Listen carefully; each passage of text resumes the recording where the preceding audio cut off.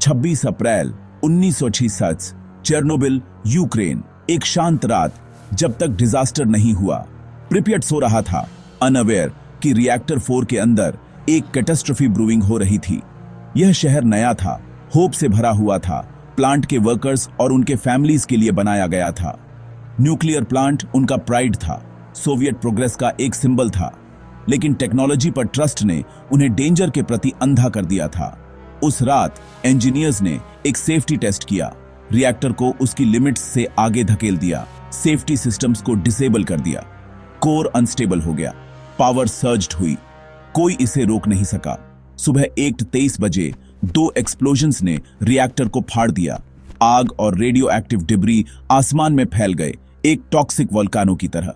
रात deadly light से चमक उठी। कुछ लोग ऑफ में देख रहे थे, यह जाने बिना कि वे एक लीथल रेन में खड़े थे। कुछ ही क्षणों में दुनिया का सबसे बुरा न्यूक्लियर डिजास्टर शुरू हो गया था। फायर फाइटर्स दौड़कर अंदर गए, यह सोचकर कि यह एक रूटीन आग थी। कोई खास सूट्स नहीं थे, सिर्फ करेज और इनविजिबल एनिमी रेडिएशन से इग्नोरेंस थी। उन्होंने आग से लड़ाई की, लेकिन असली डेंजर उनके बॉडीज में फैल गया। कुछ ही घंटों में वे बीमार पड़ गए। हीरोज उस चीज से हार गए जिसे वे देख नहीं सकते थे। इस बीच प्रिपियट चलता रहा, बच्चे खेल रहे थे, हवा में पॉइजन से अनअवेयर थे। सरकार शांत रही, पैनिक और ट्रूथ को रोकने की उम्मीद में। साइंटिस्ट्स ने रेडिएशन को ऑफ द चार्ट्स मापा, लेकिन पब्लिक ने कुछ नहीं सुना। 36 घंटों के बाद इवैक्यूएशन का आदेश दिया गया। बसेस लाइन में लग गईं। रेजिडेंट्स को 3 दिनों के लिए पैक करने को कहा गया। वे होम्स, पेट्स और मेमोरीज को पीछे छोड़ गए, कभी ना लौटने के लिए।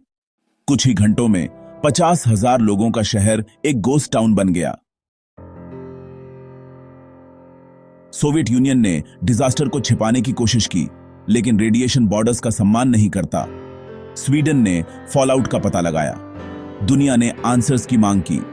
सोवियट्स ने एक एक्सीडेंट स्वीकार किया, लेकिन क्राइसिस को कम करके आंका। रिएक्टर अभी भी जल रहा था, पूरे यूरोप को थ्रेटन कर रहा था। लिक्विडेटर्स आए, लाखों लोगों को डिजास्टर को रोकने के लिए भेजा गया। हेलीकॉप्टर्स ने रिएक्टर पर सैंड और लीड गिराया, डेडली एक्सपोजर का रिस्क उठाते हुए। सबसे बड़ा थ्रेट दूसरा एक्सप्लोजन, जो यूरोप को अनइनहैबिटेबल बना सकता था। 3 पुरुषों ने एक सुइसाइड मिशन के लिए वॉलंटियर किया, रेडियो एक्टिव पानी से गुजरते हुए पूल्स को खाली करने के लिए। वे सफल रहे, लाखों लोगों को बचाया। उनका बलिदान और सभी लिक्विडेटर्स का ट्रू हीरोइज्म को परिभाषित करता है।